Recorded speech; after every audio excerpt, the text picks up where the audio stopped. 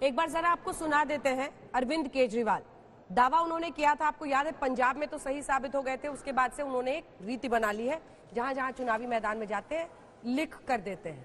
लिख कर दिया हुआ उल्टा पड़ गया इस बार। सुनिए क्या दावा था उनका। के सामने लिख के भविष्यवाणी करने जा रहा हूं। अलग अलग चैनल वाले मेरे से पूछते हैं, अलग अलग उसकी जरूरत नहीं है।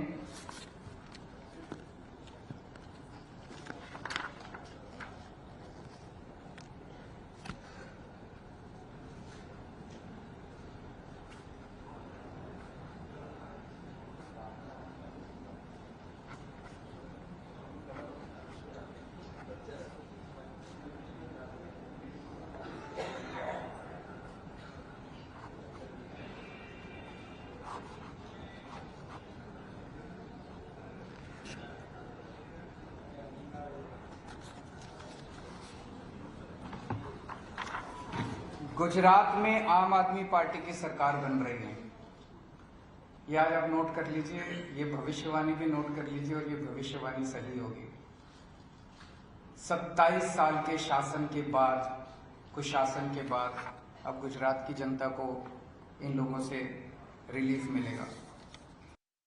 तो देखिए, एक तरफ आप देख रहे हैं केजरीवाल का सपना एक विंडो में आपको दिख रहा था और दूसरी विंडो में आपको दिख रहा था हकीकत। हकीकत यह है कि उनका 6 सीटें आ रही हैं और सपना यह है कि उनकी सरकार बन रही है। प्रदीप जी, क्या हम ये कह सकते हैं कि केजरीवाल का जो फॉर्मूला है अभी वो है राष्ट्रवाद plus Hindutva plus Kejriwal plus free का माल, ये फॉर्मूला उनका है? देखिए, फार्मूला तो मैं कहूँगा कि जो उनका एक विकास का था, इसको मानना पड़ेगा। डिलीवरी की बात वो सबसे ज़्यादा करते हैं, लेकिन अपनी उनकी जो राष्ट्रीय उम्मीद है, एम्बिशन है, उसके चलते वो धीरे से लाइन शिफ्ट कर रहे हैं। और जैसे ही आप लाइन शिफ्ट करेंगे, अपनी ज़मीन को छोड़ेंगे, उनको ये समझना चाहिए, चाहे दिल्ली में हो चाहे पंजाब में हो, जो उनकी ज़मीन आई है वो कांग्रेस से आई है। और कांग्रेस का जो सबसे बड़ा वोट बैंक होता था वो माइनॉरिटी, दलित और अति पिछड़ा वर्ग। इसमें क्या हम ये माने, देखिए, कोई भी बड़ी जो पार्टी होती है वो विचारधारा पर टिकी होती है। बीजेपी विचारधारा पर टिकी है, कांग्रेस विचारधारा पर टिकी है, कम्युनिस्ट पार्टी, वामपंथी विचारधारा पर टिकी है। लेकिन ये अकेली पार्टी ऐसी दिखती है जिसकी कोई विचारधारा नहीं है। वो पानी की तरह है, जिस बर्तन में आप डालोगे वही रूप ले लेगी। और वो विचारधारा की कमी आपको हर जगह, हर बार, हर परिस्थिति में आपको नजर आती है। चाहे वो बिल्किस बानो हो, चाहे आपका दिल्ली में शाहीन बाग हो, या जब भी कभी कोई ऐसी बात आई है।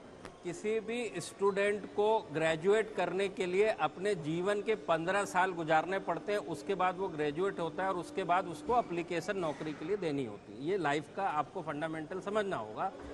उसी में आम आदमी पार्टी भी शामिल है।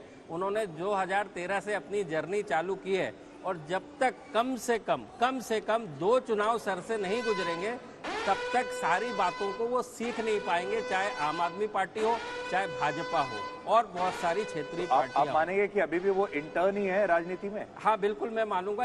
राष्ट्रीय परिप्रेक्ष्य में इंटर्न है। देखिए, दिल्ली में आप दोनों को टोकते हुए एक बड़ी खबर जरा बता दूं, क्योंकि